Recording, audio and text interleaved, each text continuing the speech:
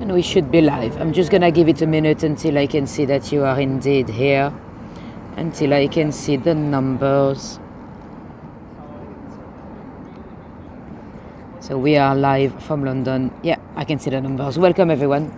So we've got about 12 minutes before to start. We're just waiting for everyone to connect.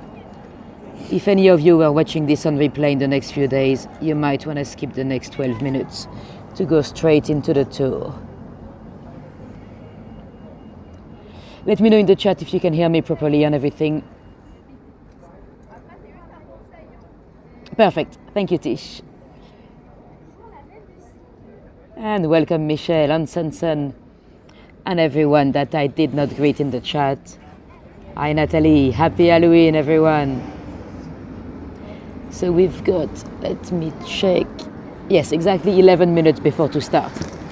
So if any of you was completely new to me, if you've just clicked on this video and you're actually watching the replay in the next few days, if you want to go straight into the tour, if you want to skip the hellos, you can skip the next 11 minutes. So that's when we'll actually get started. We're just waiting for everyone to connect. And Linda is here. Welcome Linda. And Dawn is here. And welcome Nanimo. And Marilyn. Let us know in the chat if you happen to be new and where you're connecting from. So we'll be starting in 10 minutes. For now, we've got time to get to know each other. Let me show you the view.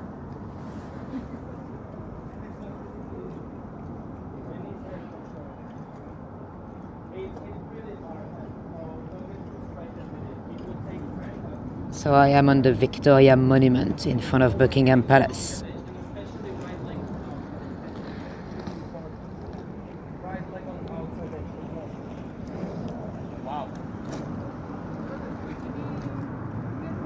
And welcome Ronnie.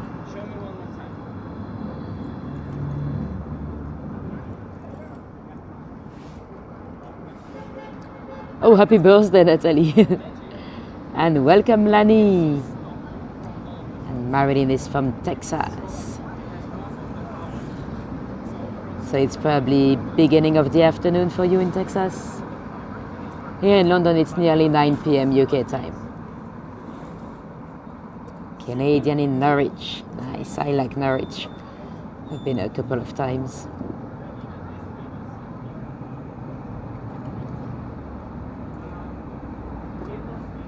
Oh good, yes, London is always a great place for studying.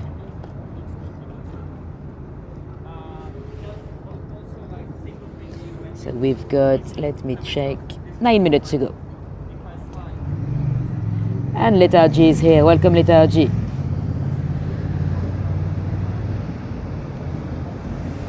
You might have seen a few rollerbladers around me. There's a lesson happening. Someone coaching people on sliding. And welcome everyone that just joined. So we've got about 8 minutes to go.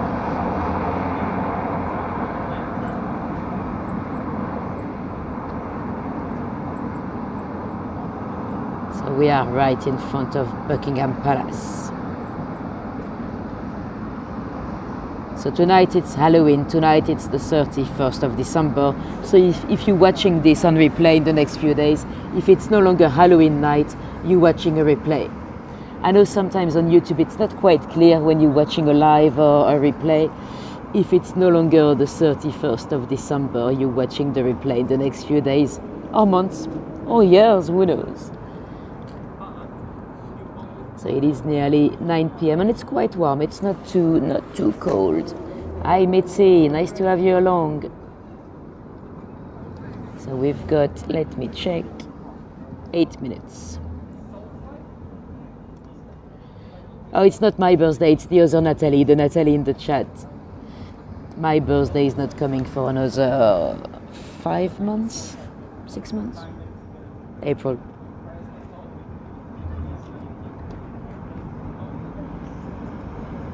And welcome Anneli.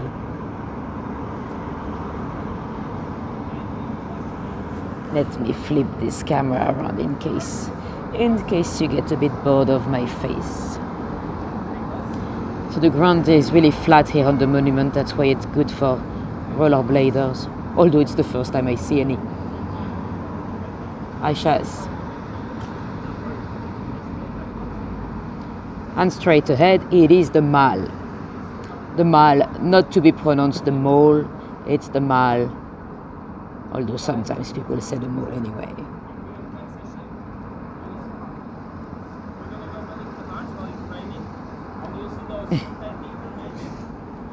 Yeah, it's a Natalie feast tonight.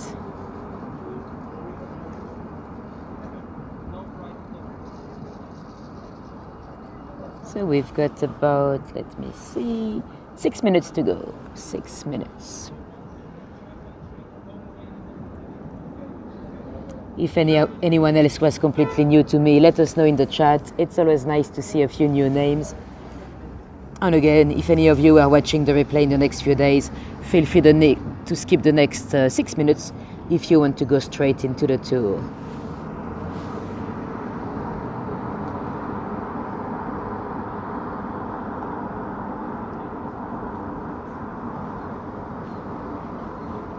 So tonight we're here to talk about the dark tales of the area and the ghosts of the royal palaces. I'm sure a lot of you already know a lot about Buckingham Palace and Clarence House and all that, but tonight I'll try to tell you stuff you might not know. Hopefully.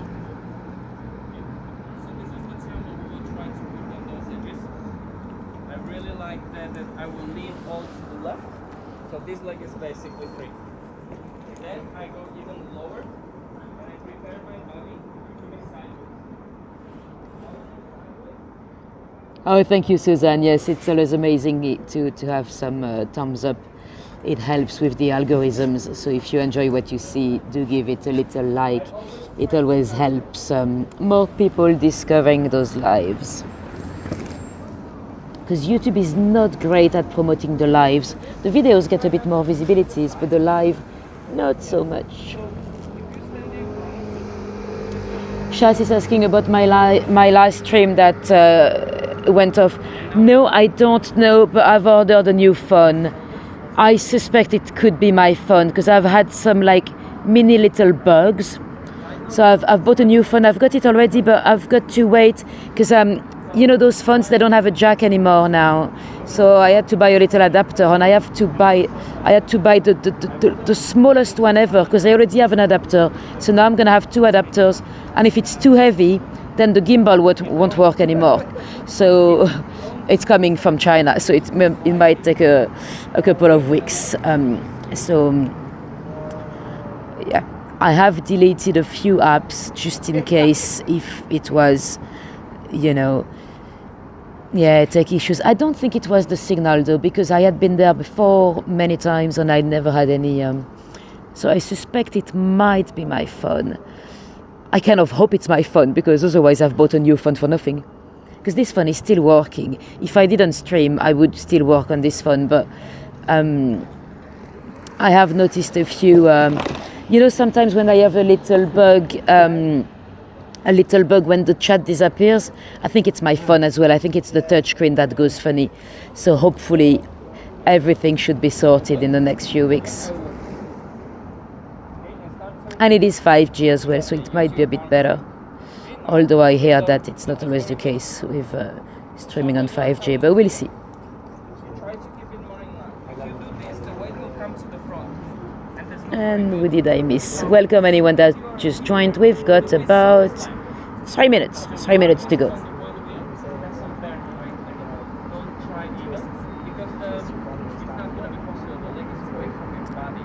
And Kurt is here. Welcome, Kurt. Oh, by the way, if that happened again, you know, if I ever lost you again, there's no need to message me on Facebook Messenger because I actually delete the app every time I go live because I don't want any interactions. So I won't actually get the messages. And then people think I'm ignoring them. I just don't get them at all, because when I re-download Messenger, I don't get the messages that were sent in between. So basically, don't try Messenger right after a live or through a live, because you might think I'm ignoring you when actually I never got the message.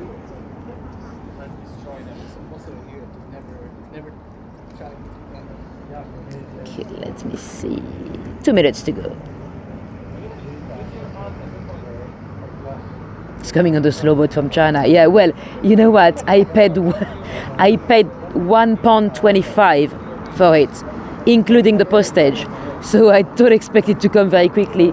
But that was the only one that was really, really small. There was no cable. It was literally just an adapter for the Type-C to plug, because I needed it to be as light as possible.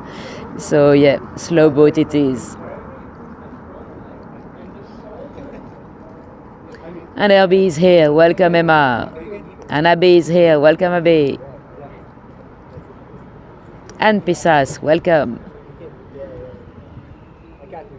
So it's gonna be time to start. Let's see. 1 minute.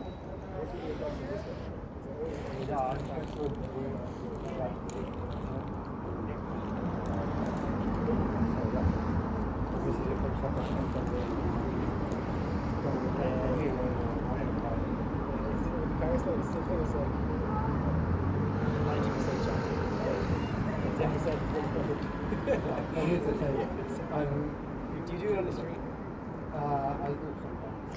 Bad deal. Well, I do hope it works, because if I wait for it for 3 weeks and then it doesn't work, I'll be upset.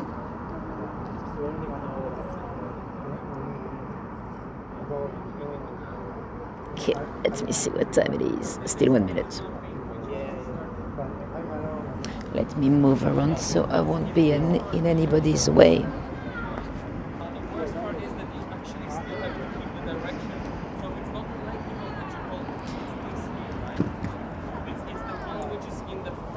And Pauline is here. Happy Halloween, Pauline. Welcome.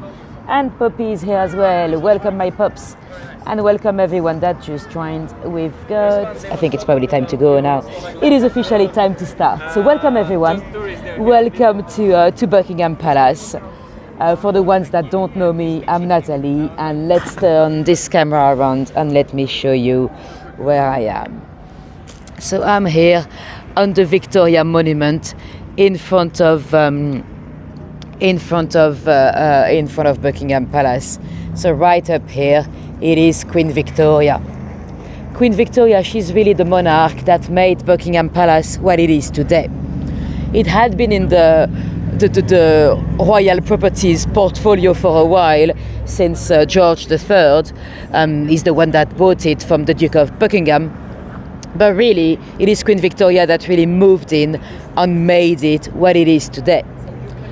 And Queen Victoria, Nick, would you believe she had a stalker when she lived here at the palace? A boy known as Boy Jack that was 14 years of age. He was very much into the young queen, and he kept sneaking into the palace. The Queen, bless her, she did not want to make a big fuss out of it, so he'd be sent to prison, to Todd Hill prison, not far enough. He'd be released, he'd come back.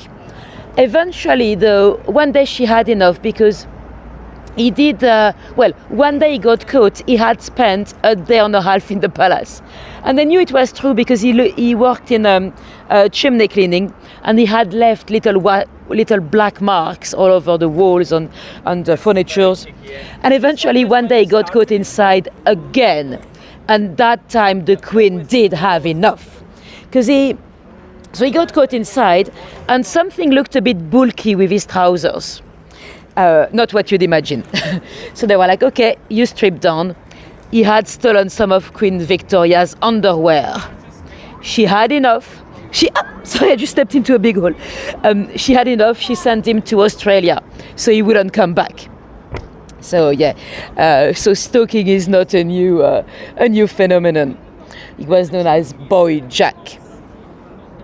Anyway, let me flip the camera around to show you Buckingham Palace itself. It's looking lovely at night with the lights. Hi Emily, happy Halloween everyone. So you probably know a lot about Buckingham Palace. Today we're trying to tell you stuff you might not know.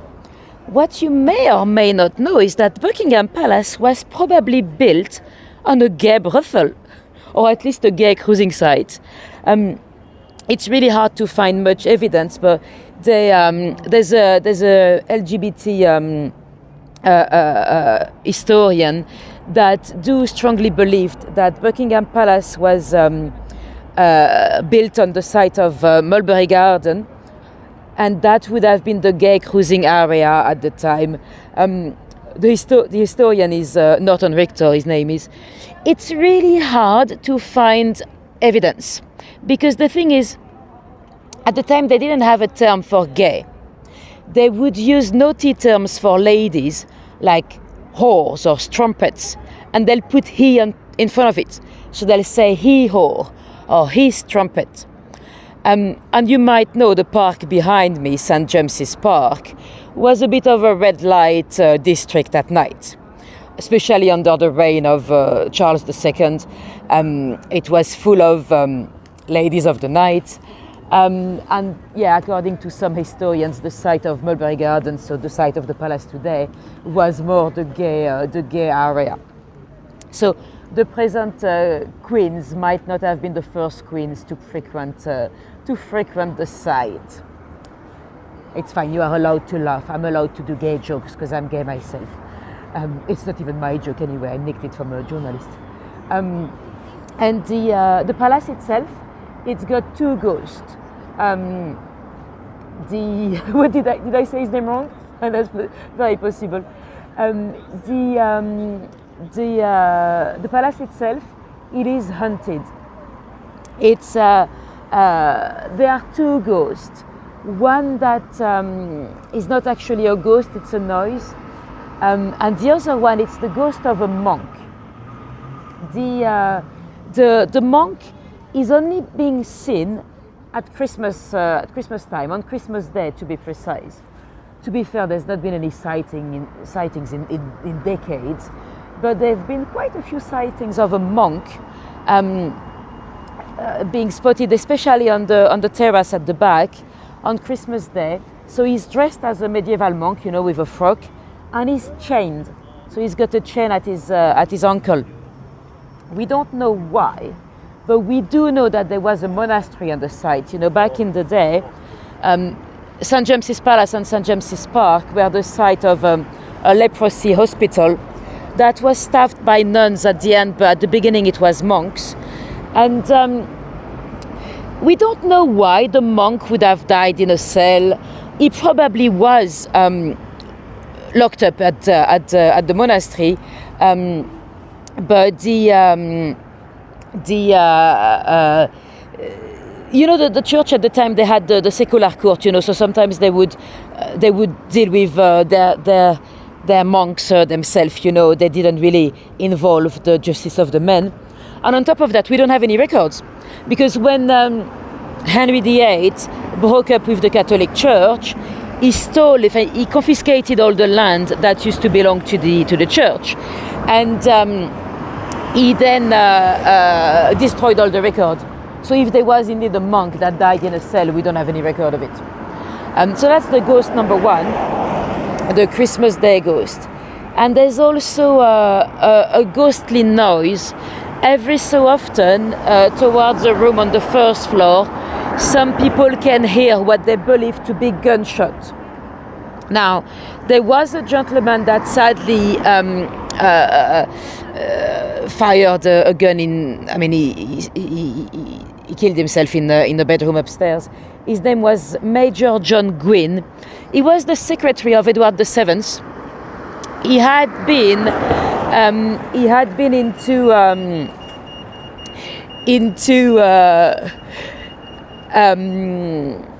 Nictor, like nicotine. Well, I thought he was Richter, so I don't even know if it's like nicotine. What was I saying? So yeah, the bear with me one sec. I've got my shoelaces. I'm just gonna put them into my shoes because I don't want to be falling down. Bear with me. They're all over the place. So yeah, Major John Gwynne, he went through a very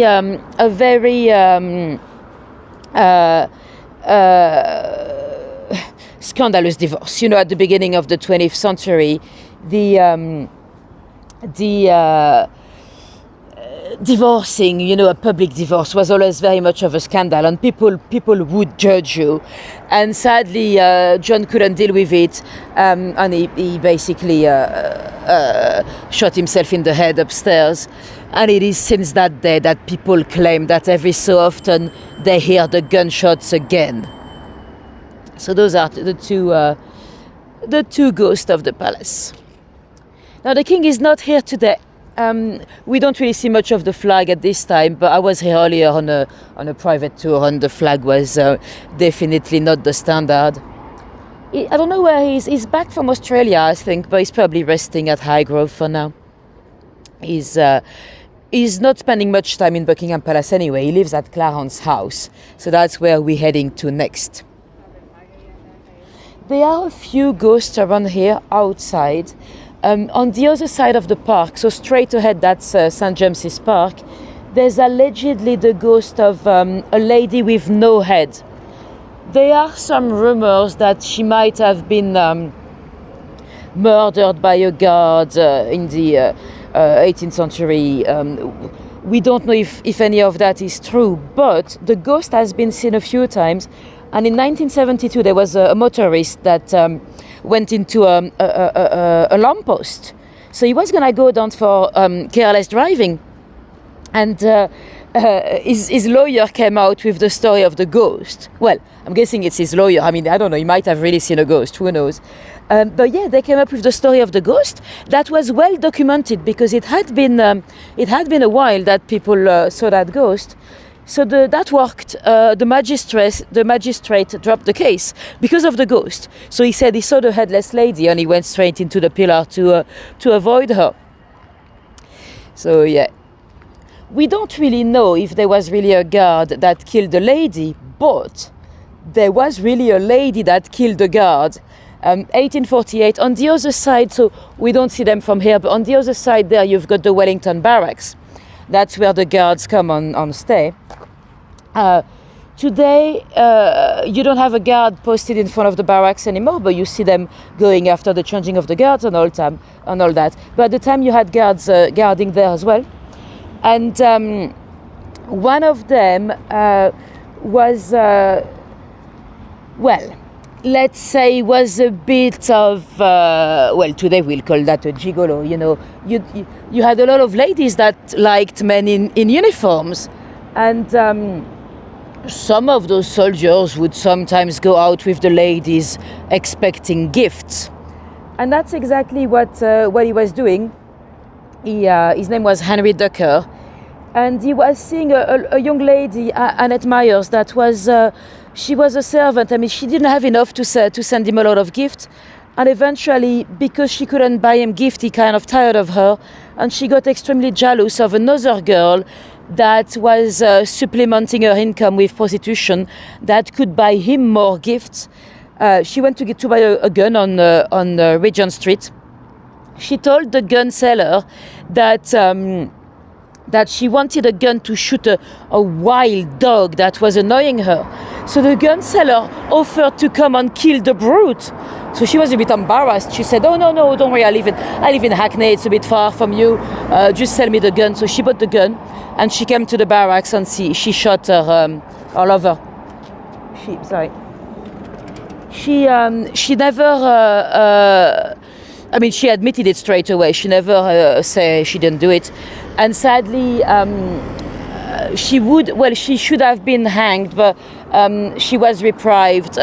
She was sent to prison instead. Hi, Derek. Happy Halloween, everyone that just joined. So she was jailed, but not hanged. Anyway, let me show you that there's a little footpath on this side. Not ideal at night because it's a bit dark, but that's the little footpath that leads to Green Park Station. And you might remember we talked about a murder that happened here. That's the case of Nadim, that was murdered by the Angel Delight killer. You might remember we talked about that case when we did Piccadilly. The Angel Delight killer was a boy that had been.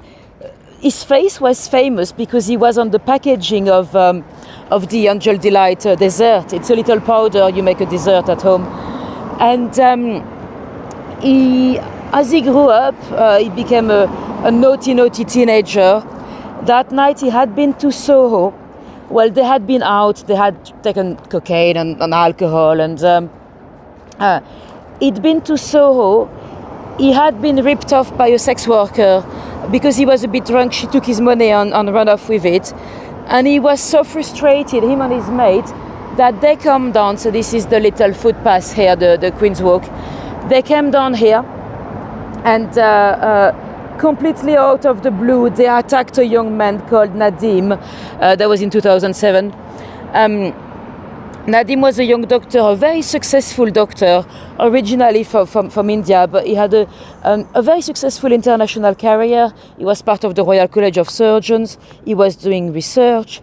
He had been out in Mayfair. He was on his way home in Westminster, and out of nowhere, they just beat him to death to take his money, to then go back to see the sex workers of Soho. So very terrible murder for absolutely no reason. Anyway, let's go towards Clarence House. So Clarence House, that's where the king actually lives when he's in London. He's not here that often. He much prefers to be in Highgrove. You know, is that a police officer? I don't know if they know the question. He much prefers to be in the countryside, but he's often here in London for work.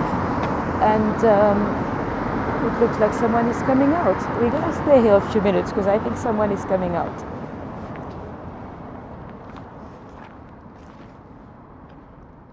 Is someone coming out? No?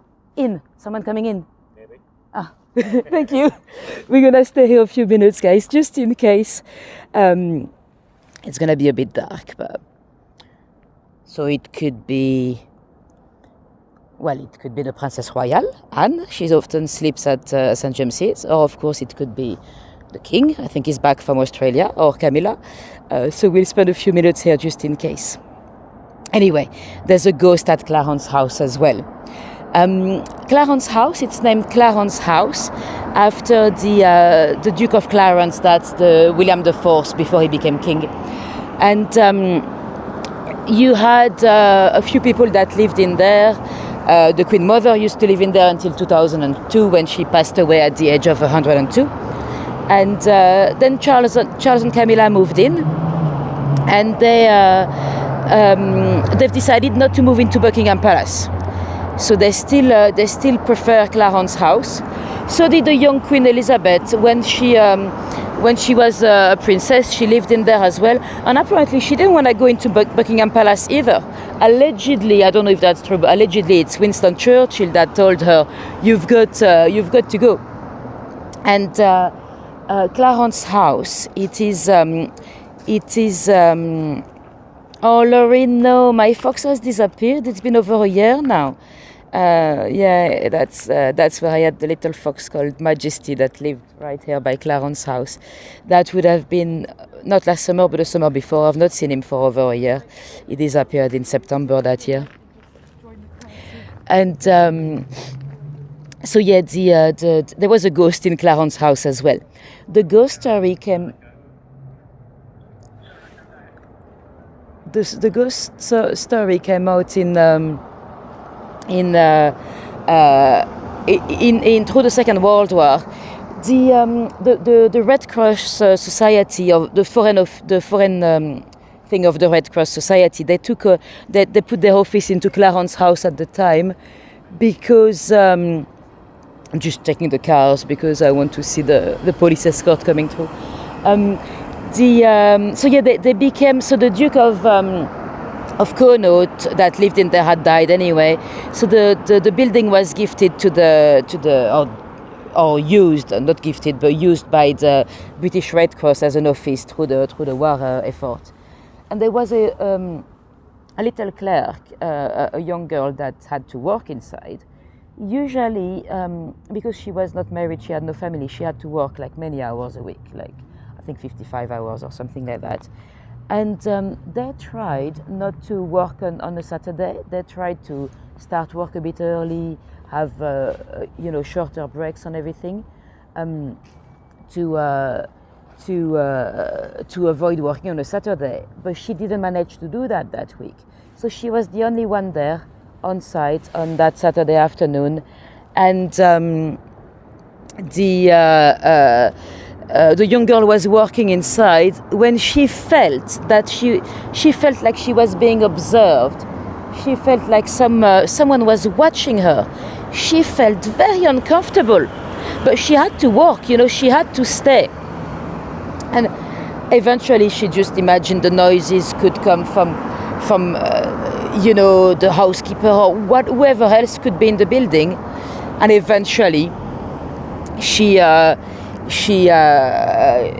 turned around and she saw a big grey triangular shape running straight towards her. Here they come. I see the police escort.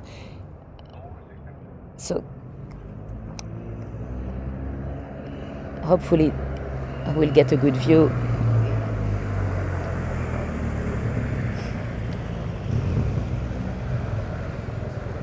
So that could be the king. It could be the Princess Royal as well. Let's see.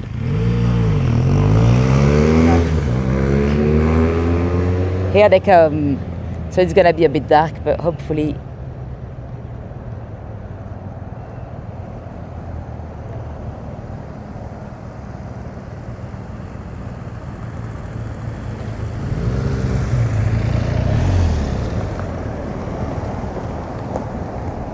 I didn't see much. Who was it? Ah, that was Anne. Shh, nobody knows. Thank you very much, guys. So yeah, that was the king's sister, the Princess Royal. Anne often spends a lot of time at St. James's because she works a lot. And she's often here for work in London.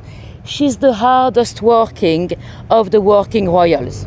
She, the job of a working royal, it's a lot of work. That's probably what, I checked the diary today. She was in Somerset all day, and she had 4 different jobs today. So she's coming back from Somerset. She's probably got a job in London tomorrow. The job of a working royal, it's a lot of waking up early on a Saturday morning to go all the way up to, I don't know, Liverpool, to open a civic center in the rain. It's really not as glamorous as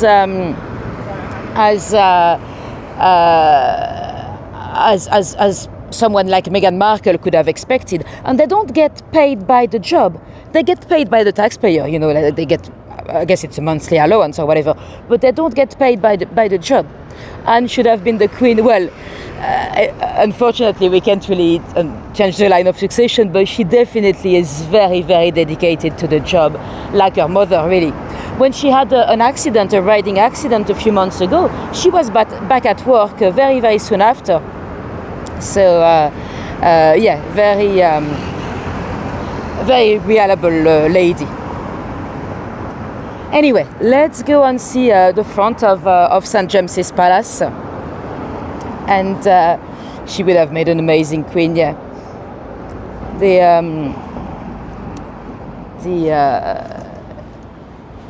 Well, I think we kind of like to have a queen as well. I think, we've had some of our famous monarchs, some of them have been ladies. So I think, we probably would have liked a queen, because now we're not going to have a queen forever. Well, unless anything tragic happens to anyone. But there was a kidnap attempt on Anne on the Mall in 74, says Kurt. I didn't even know. Well, not us. We've been well behaved.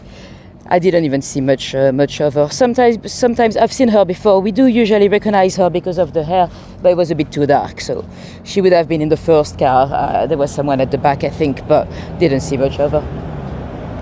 Anyway, so St. James's Palace, I know it's not the most famous of the royal palaces, but it is as important as Buckingham Palace, really. It is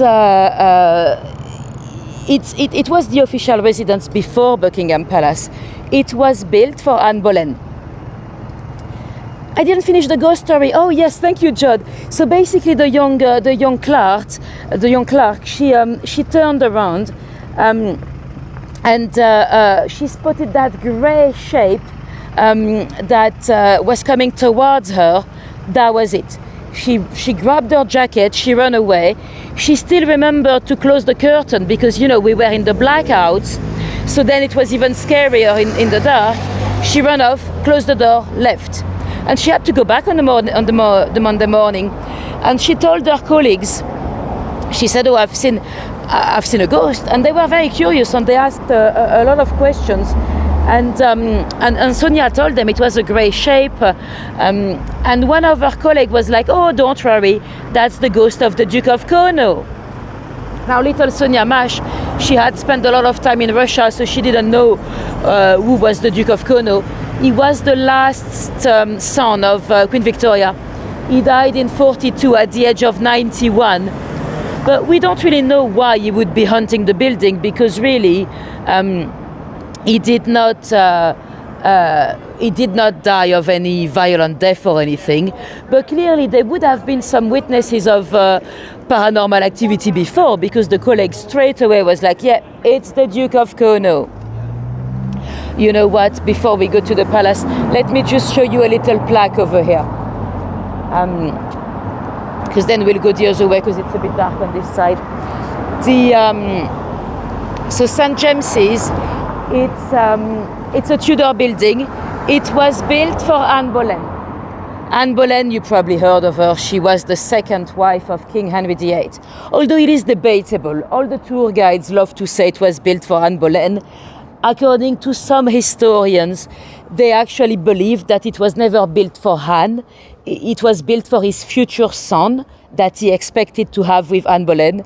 But anyway, she never saw the palace finished anyway, because Henry VIII very famously chopped her head off.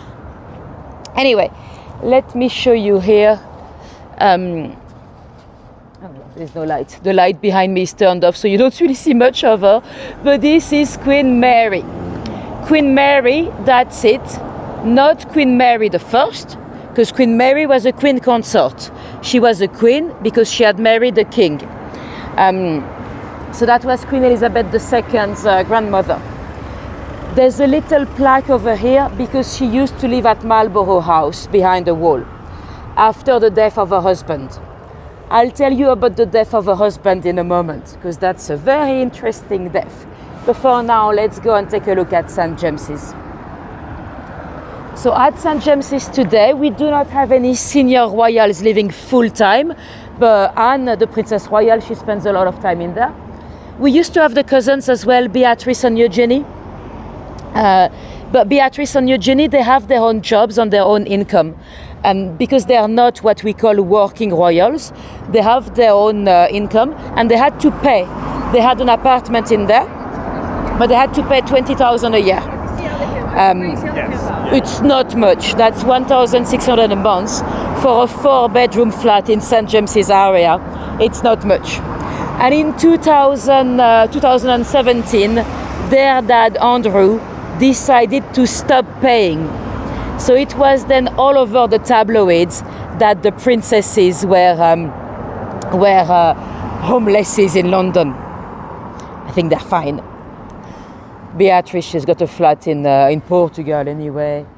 Oh no, Eugenie does. But both of them, they've got their own income. They don't really need to live in here. Hi Marianne, and welcome anyone that just joined. So this is the little foyer court of the palace. Now, St. James's, would you believe they have a ghost? Well, the ghost will never know for sure, But there's one particular bedroom where no one wants to sleep. They claim that they wake up with a ghost next to them in the bed. Even some people that were unaware of the murder story, because there was indeed a murder in 1810. In 1810, you had a guy living inside called Ernest Augustus. He was the uncle of the little Victoria. He was one of the many sons of George III. You might know George III, he had 15 children, but none of them was able to produce an heir. Well, apart from one that died, and Queen Victoria, of course. Queen Victoria, you might know, as a little princess, she was not allowed to do anything. She was locked in at Kensington Palace.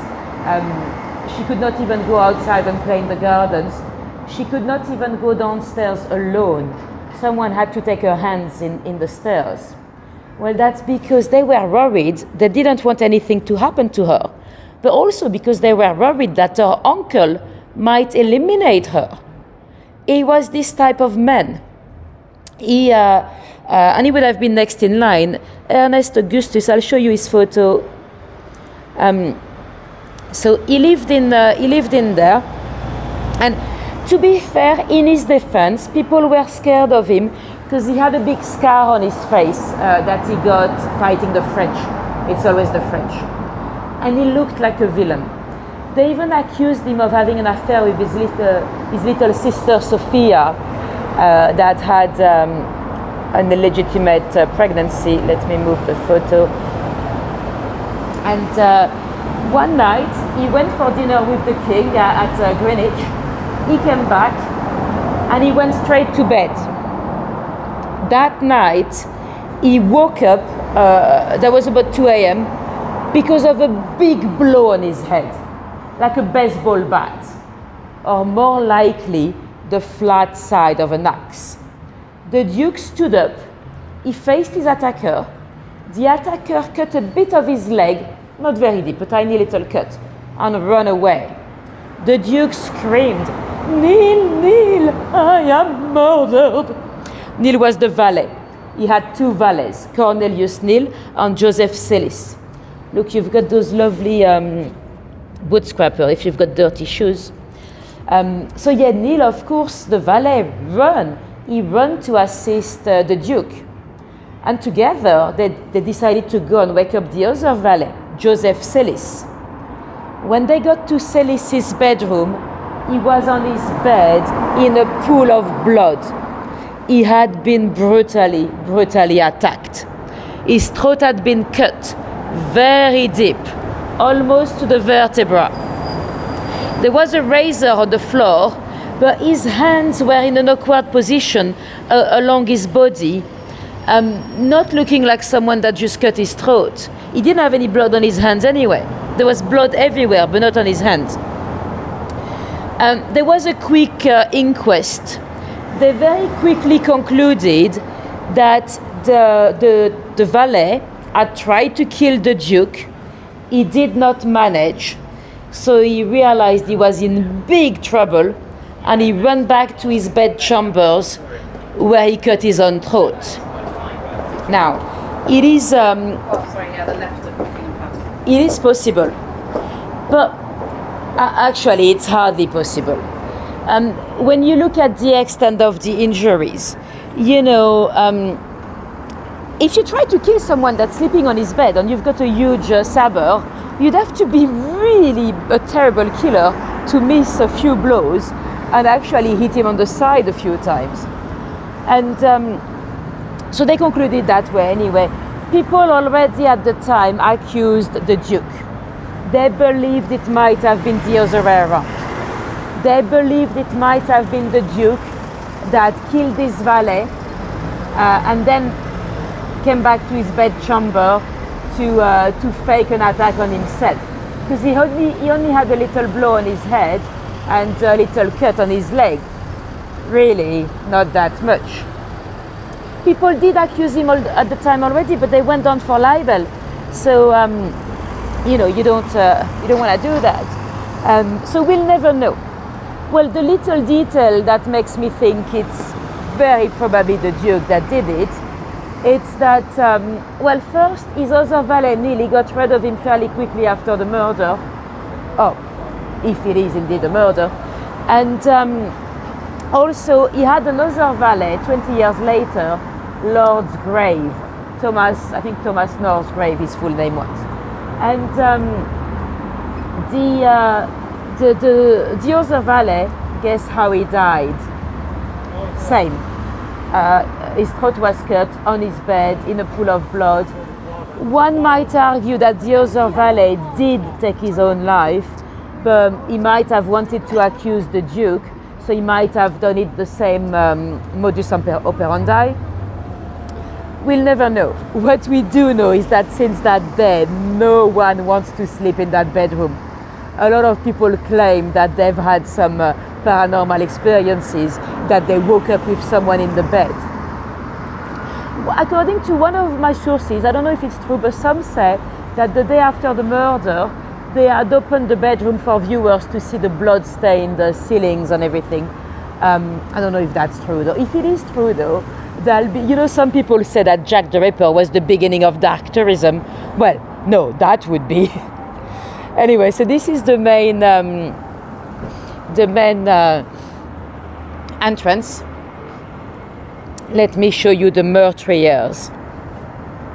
So those little murder holes, meurtriers they're called, that's where they'll shoot me if I was not invited. So you could shoot me from here, and if that was not good enough, there's another one on the other side. It's a bit dark, but there's one here, so you could shoot me from here as well. Anyway, the Duke, we'll never know for sure whether he was a killer, but what we do know is that he became king. Not over here, because over here Victoria was very much next in line, but he became king of Hanover in Germany, because you might know, you know, we said the royal family is originally from Germany. It is true. After Queen Anne, that had 17 pregnancies and no babies that survived, we didn't have an heir to the throne. Well, there were a few, but they were all Catholics, so they had to go and fetch some cousins in Germany.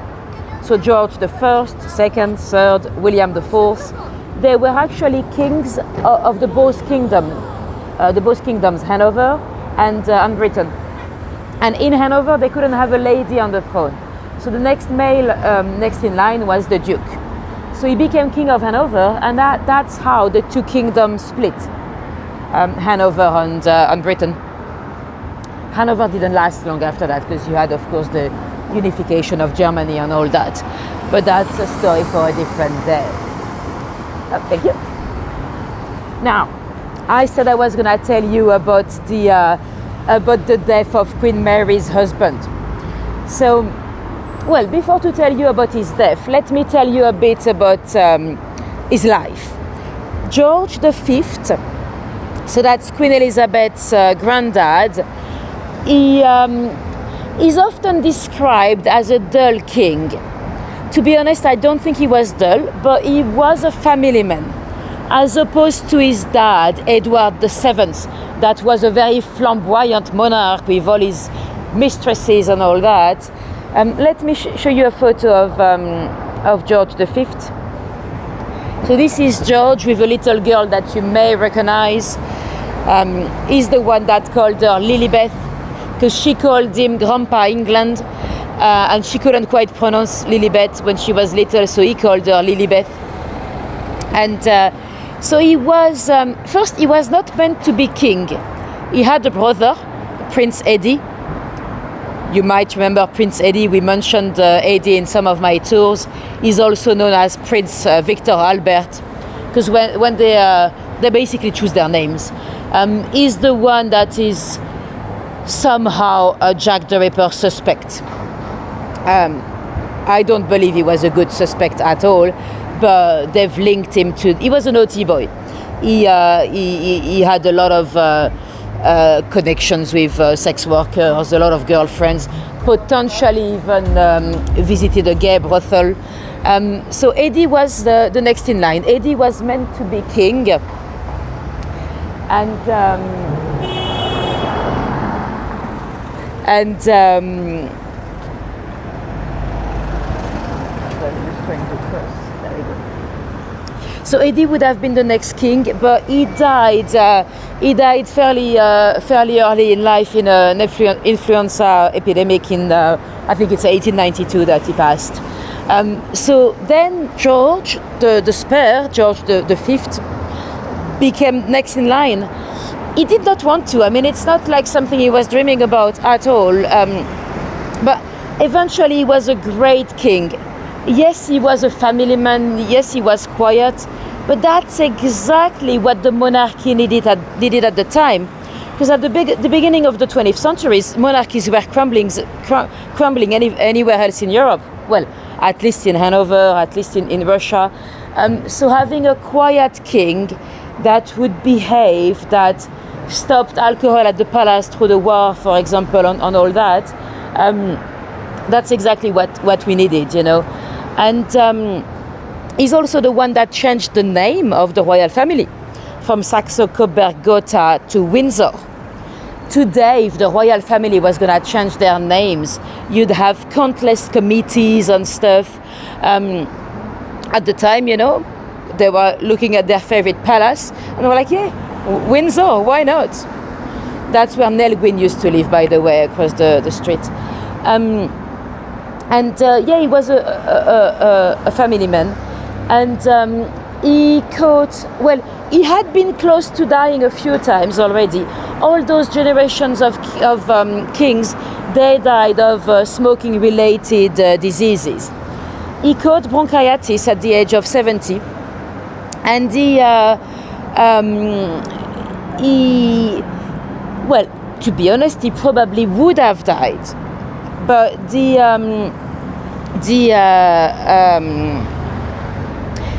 Tish, that was the one with the blue plaque behind us. He was very unwell, but he had recovered a few times. His doctor, Lord Dawson of Penn, believed the king was dying. He had already told the press that the king was on his last leg. And that very night in 1936, well, what we do know now is that Lord Dawson of Penn decided it was the last night. We didn't know until I think it's 1946 when his diaries were published. And from his own admission, we know that he injected the king. Anyway, little pause in our story. The building across the street, that's the Royal Automobile Club. You know, we are on Pall Mall, you've got all those members clubs. So in the Royal Automobile Club, they have a squash court, they have a swimming pool, and they have some bedrooms as well. You know, members can book a room. And in 1972, there was a young girl that worked there called Sarah Gibson. She was quite quiet. She didn't say much about her love life, if any. She probably didn't have a boyfriend, but she was quite discreet about that. One night, so she was sleeping in one of the staff bedrooms. She was working at 9 the next morning. She didn't turn up. So the other waitress was like, oh, you go and wake her up. So one of her colleagues went to wake her up. The room was open. Her room was always open because she was a bit claustrophobic. When they opened that room, they realized she had been brutally attacked and murdered. Now, the police didn't quite know where to start. Could it be a colleague? A jealous colleague? Could it be a lover? It did kind of look like if they had some kind of a sex game that went wrong. Could it be a customer? A member of the club? And the police had nowhere to start, no clue, nothing.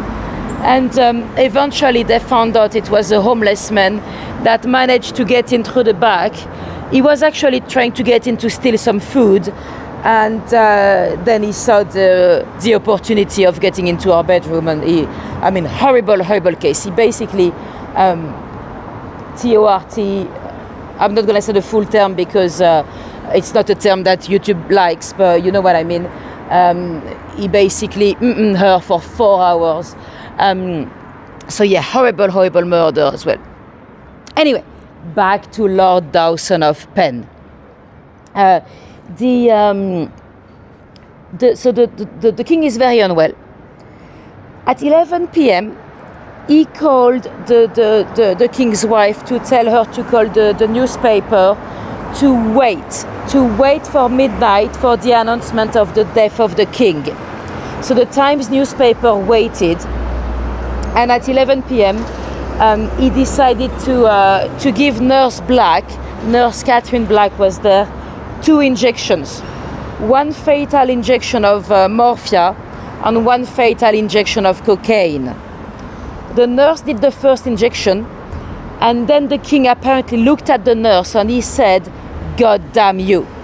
So the king was very well aware of what was going to happen to him. He understood.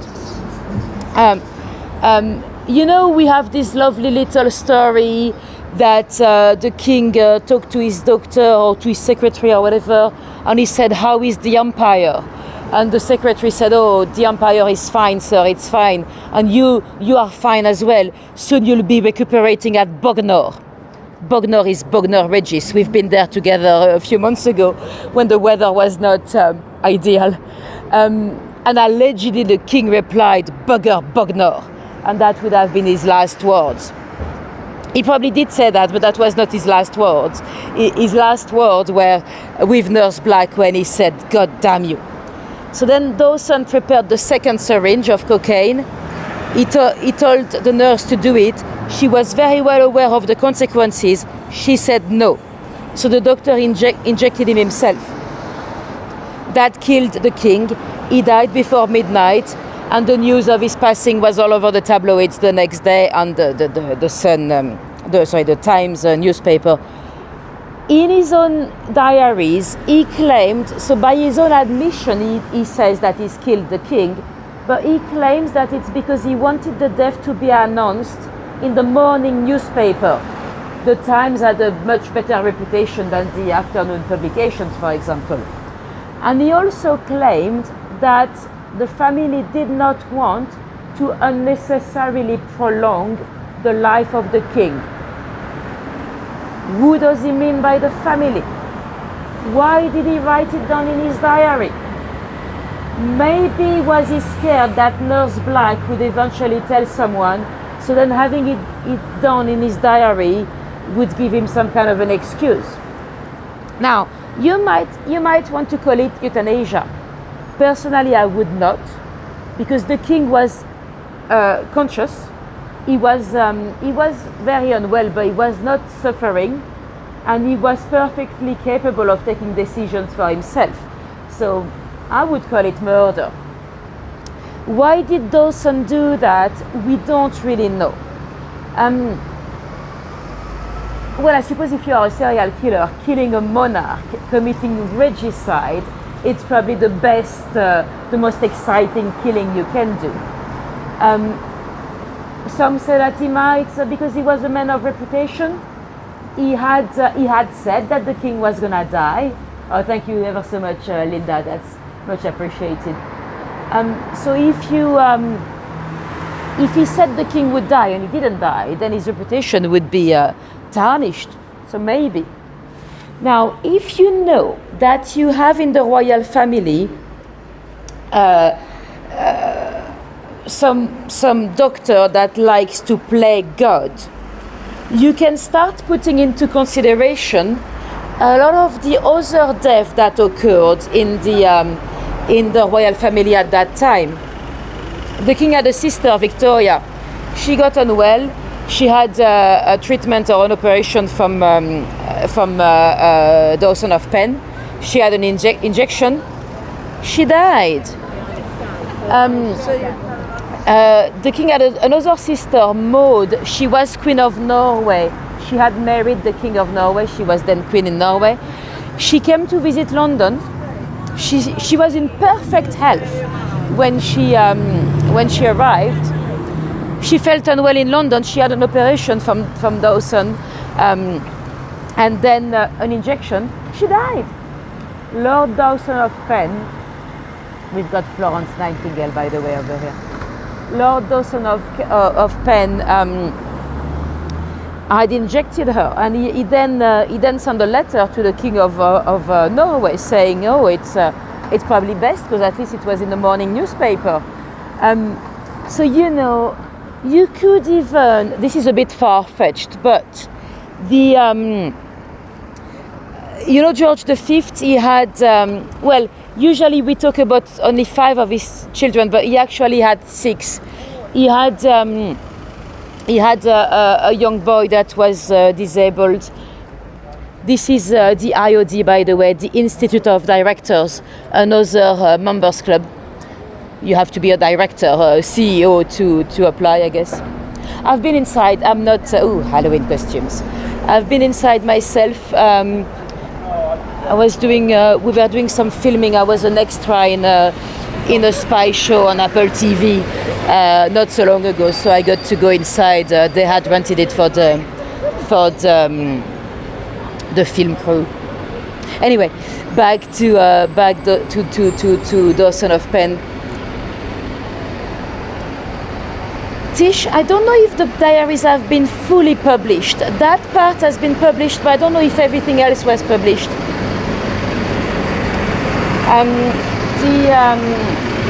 The nurse Black, she had also written her memoirs. She had made no mention of the event, which is not surprising. She probably didn't want to be implicated, but she had not mentioned it at all. Laurie, I'm not meant to say, but slow horses. You probably don't see me at all in the show, but I was in season 1 and in the last season. There's a scene in Piccadilly. I've not seen it. I don't have Apple TV myself, so I don't even know if you can see much of me. Maybe in the first one there was a scene in Paddington because I've seen the trailer for the first one, the first season. And in the trailer, there's the scene where you could maybe see me. So maybe in the last one, I don't think you'd see much of me. Anyway, so the George V had this little boy that suffered from epilepsy and probably autism as well. That was not really diagnosed at the time, but you know, it's very, very sad. But at the time, a lot of people from, well, especially the royal family, but all the aristocracy, they would, I heard it's a good show, but I've not seen it. They would often hide their person suffering from disability, and the little boy was, John was hidden at Sandringham, really. You might have seen the movie The Lost Prince. That's the story of the little John. He died at the age of, I think, 13 years old, officially of an epileptic fit. Dying from epilepsy is quite rare. It can happen, but it's quite rare. His doctor was Lord Dawson of Penn. You know, who knows? Who knows? Once you know you've got a serial killer, or at least a doctor killer in practice with the family, you can actually suspect anything. Yes, the film. I've seen the movie. I think the representation of George V is actually, well, I don't know. I've not met George V, but it looks fairly realistic to me. Yeah. The king had a tattoo. He got tattooed in Japan with his brother Prince Eddie when they were in the army, in the navy, and he spent most of the rest of his life trying to hide it. He had a dragon on his arm, which is quite unusual for a king, especially at the time. Anyway, let me show you Lord Dawson of Penn's photo. So that's the man, and at the time people knew. Well, or at least people suspected him, because there was a little rhyme that said, Lord Dawson of Penn killed many men. This is why we sing, God Save the King. So, you know, some people would have suspected it. And it would have been very unusual anyway for a single doctor to be alone with the king and take such decisions. Right. I'll just remove his photo. So that's the Canadian High Commission next to me on my right. That's where you see those Canadian flags. Now let's go into Trafalgar Square. It's going to be a bit busier because it's, of course, party time. It's Halloween. But I wanna show you the new piece of art on the 4th plinth. You might remember we came here just before it was installed. We did Trafalgar Square on my Monopoly tours about 4 months ago. So I might have told you it was coming. Now it is here. I have to confess I'm not massively impressed by the work, but I'm gonna try not to be too opinionated. So you can see it already straight ahead. So the artist is called Teresa Margolles. She's from Mexico. She's an artist, but she had worked in a morgue for 10 years. And a lot of her art is very brutal. She likes to talk about victims of the past. And for example, the type of thing she does is she'd mop the floor with blood in a bedroom, wait for it to stink of death, and that's the art. Or she'd dip a flag into blood, and she does this type of stuff. So this one is called Mil veces un instante, I think, in Spanish. So 1,000 times an instant. And it's really hard to see. That's why I think it's just a bit odd. So it is 726 plaster cast of people that might be transgender, non-binary, or gender non-conformist. So the cast would have been done straight on their faces, without any protection. So you might see traces of their makeup, or some of their skin cells are still in there, hairs as well, eyelashes stuck in the cast. It is meant to look like you've got this type of art in Mexico with some kind of skulls. The Tom Spantley, I'll show you, I've got an image because it's hard to describe. Those things in Mexico, they are made with some, I think it's with the skulls of the victims of sacrifices and all that. So she wants to do a modern version of it. So those people would have been ignored, marginalized. So she wants to do a parallel with the trans community today that might be marginalized and ignored. And with the London forecast, with the rain, the snow, they're gonna start to decay. They're gonna start to decompose. That is the point. That's what she wants to show how the trans community is marginalized and ignored. Personally, I don't really like it because we don't see anything. If it was on ground level, if we could see the faces, but it's way too high, we don't see. I think that's the impact she wanted, but Tish, that's exactly what I mean. I mean, I'd want a close-up on the faces as well. And also, well, I don't want to go too political, but personally, I would never put the transsexuals, I'm saying transsexuals, not transgenders, because I think the term transgender has lost a bit of its meaning. I would never put them in the same basket as the non-binary. It's very different. The transsexual, they were born in the wrong body, they suffer from body dysphoria, and they'll do anything they can to live their life as someone from the opposite gender. So they actually do transition. They believe in the binary world, the transgender. Otherwise, they wouldn't be trans. The non-binaries, they kind of want to destruct the binary world. So for me, it's a very different thing. So I don't know why they're being put in the same basket. But hey ho. Anyway, I'm sure if you could see it from a bit closer, it's probably nice. But to be like 10 meters high on a plinth, I want to see their faces. I want to see the cast. I want to see everything. All those eyelashes stuck in the cast, or we don't. We just see a lot of little white stuff. Anyway, just a last little story before we go. So this is, of course, the Admiral Nelson up there.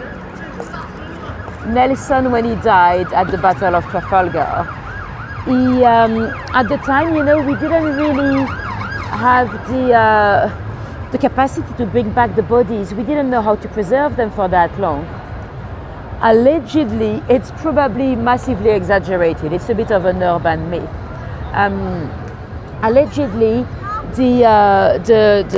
when he died, his men didn't know what to do with his body, because he wanted to be brought back to London, to be buried at St. Paul's Cathedral, but they didn't know how to preserve it. So they would have put him in some kind of like a barrel of brandy that they had stolen from the French. So when they got back to London, the Admiral was very well pickled. He was very well preserved. But apparently, there was no more brandy. The little, the Navy had dug little holes to drink it anyway.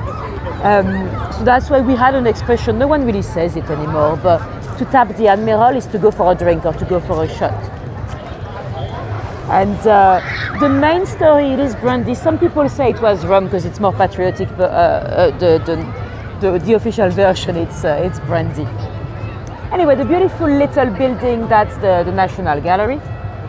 And straight ahead, we can hear the bells of St. Martin's in the Field.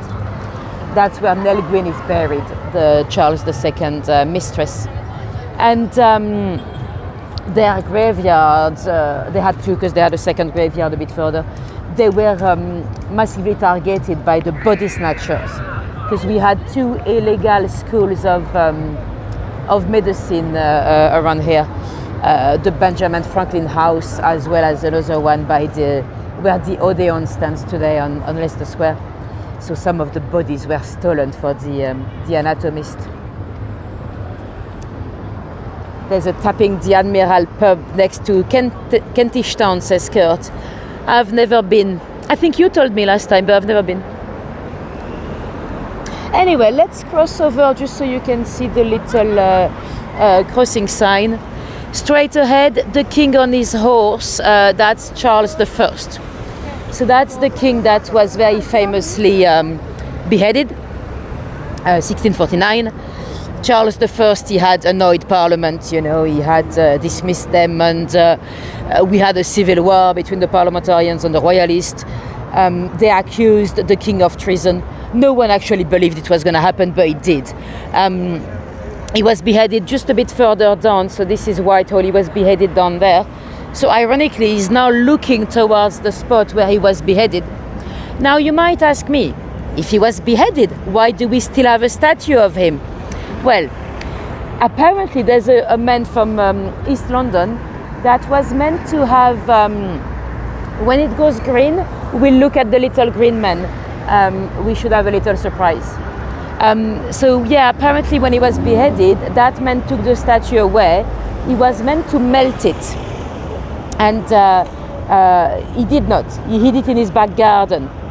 And he made a lot of money by selling little statuettes, pretending that it came from the melting bronze of Charles I. So he made a lot of money. And 10 years later, let me show you. So it's two little men holding hands. That was for Gay Pride of 2016. And we decided to keep it after that. So you've got the lesbian sign, the trans sign, the gay sign, two little men holding hands. So it's quite cool. And the lesbian sign is my favorite because of the complaint that have been sent to the council. Because the lesbian sign, it's of course to woman sign. And there was one complaint in particular that was ridiculous. It was a man that wrote to the council saying, "Oh yeah, I visited Leicester Square with my wife, my son and my daughter, And we went to cross the street. Yeah, my daughter and my wife, they crossed, and me and my son, we waited forever. He actually seriously believed that it was only for ladies to cross. Anyway, back to Charles I.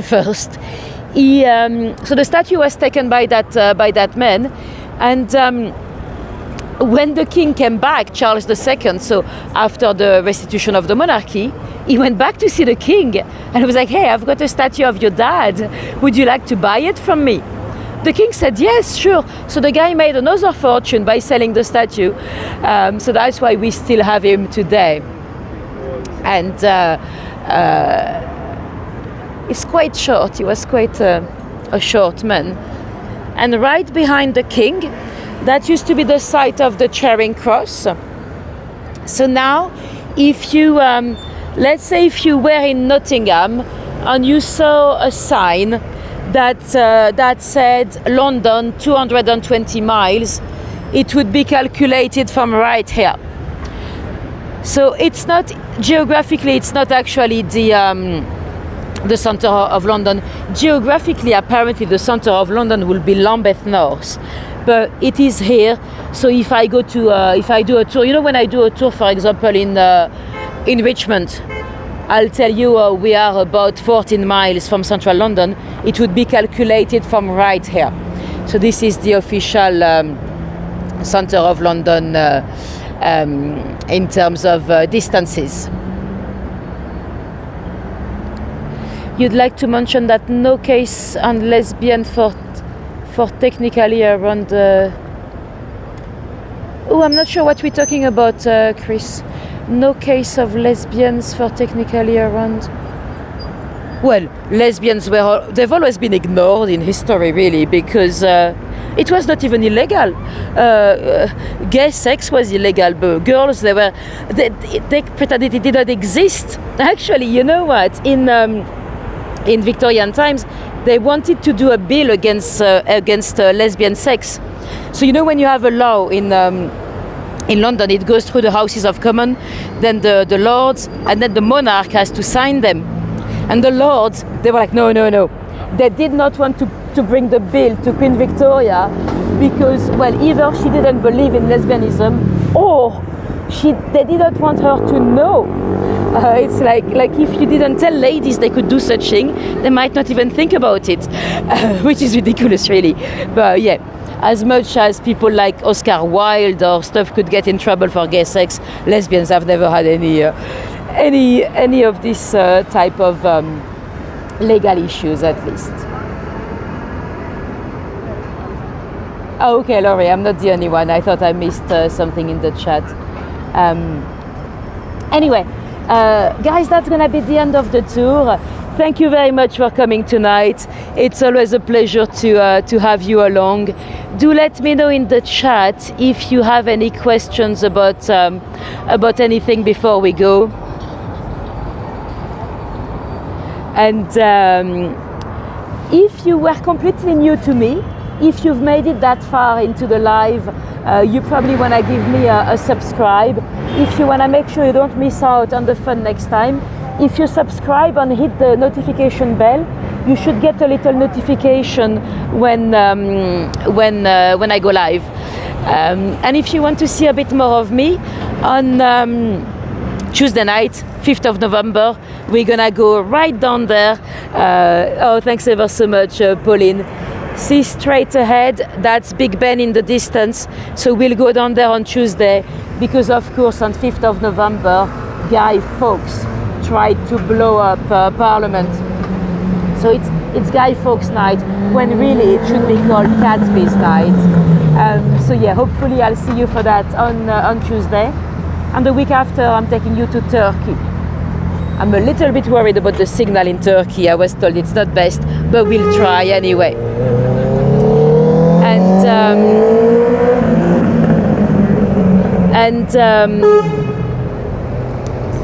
And if any of you drop me a tip on Buy Me a Coffee or on PayPal or on those other platforms, you very, very much appreciate it as well. I cannot thank you live because I don't see them live, I'm very, very grateful. It's thanks to you that I can spend more time preparing more tours and all that. So it's always greatly appreciated.